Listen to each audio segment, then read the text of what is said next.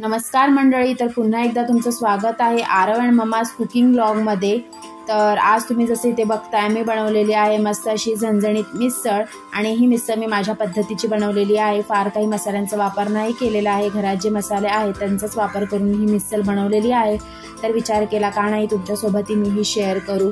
तर चला आपण बनवूयात ह्या मिसळसाठी काय काय साहित्य लागणार आहे आणि मी कशी बनवलेली आहे। तर तुम्ही ते जसं बघता इथे मी घेतलेली आहे 200 ग्राम मोड आलेली मटकी, स्वच्छ धुवून घेतलेली आहे।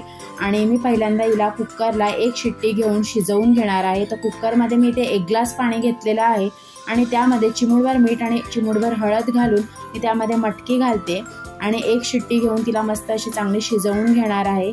आपल्याला फार काही मटकीला शिजवायची गरज नाहीये, एक शिट्टीमध्ये ही मटकी होऊन जाते। तर इथे एक शिट्टी अशी झालेली आहे आणि कुकर गार झालं की आता आपण हिला काढून घेऊयात।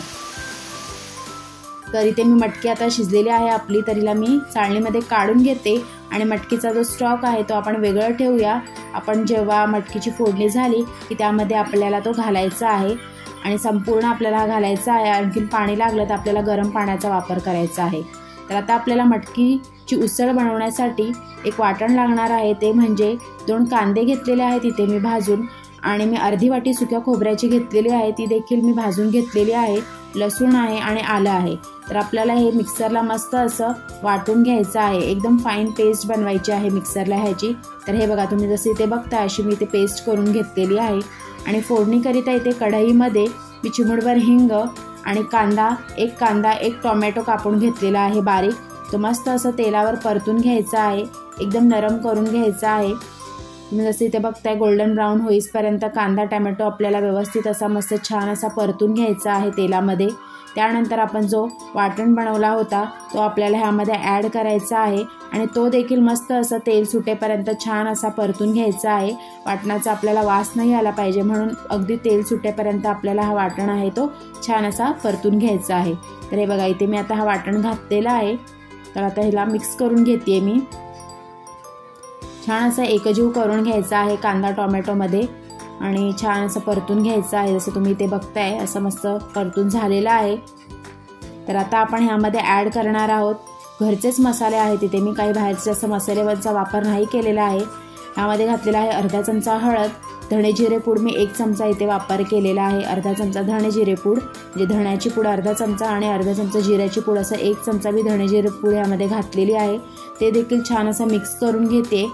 आता आपण ह्यामध्ये घरचाच आगरी मसाला मी वापरते, 2 चमचे ह्यामध्ये मी लाल मसाला घालते। मसाला देखील छान असा मस्त परतून घ्यायचा आहे आपल्याला तेलामध्ये, मिक्स करून घेऊयात। आता छान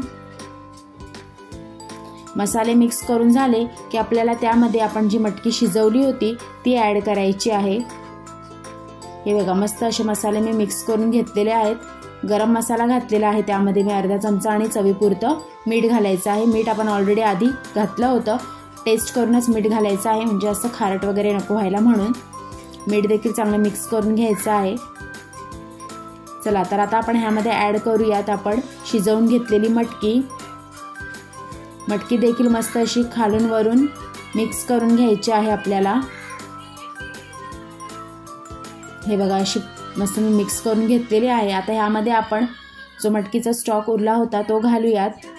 त्यानंतर मिसळ थोडी पातळच असते म्हणून आणखीन 1 ग्लास तुम्ही गरम पाणी ॲड केलात तर काही हरकत नाही, तसं तुम्हाला कितपत पातळ हवे त्यानुसार ह्यामध्ये पाणी घालायचं आहे। छानपैकी मटकी अशी मिक्स करून घ्यायची आहे आता आपल्याला। आता ह्यावर आपण ठेवणार आहोत झाकण आणि मस्त अशी उकळी काढून घ्यायची आहे। मटकी आपली ऑलरेडी शिजलेली आहे, तरी आलेली आहे, तुम्ही ते बघू शकता। मस्त अशी झाकण देऊनच आपल्याला उकळी काढायची आहे, मस्त अशी छानपैकी तरी येते। तर आता आपली इथे मिसळ मस्त अशी रेडी झालेली आहे, तुम्ही ते बघू शकता। वरून घालायची आहे कोथिंबीर। तर अशा प्रकारची मिसळ तुम्ही घरी नक्की बनवून बघा आणि मला कमेंट करून सांगा कशी होते ती, आणि माझी रेसिपी कशी वाटली ते सुद्धा मला नक्की कळवा आणि तुम्ही सुद्धा बनवून बघा। चला तर पुन्हा भेटूया अशाच एका नवीन रेसिपी व्हिडिओसोबत।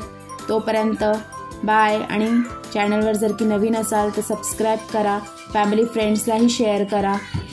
तोपर्यंत बाय बाय।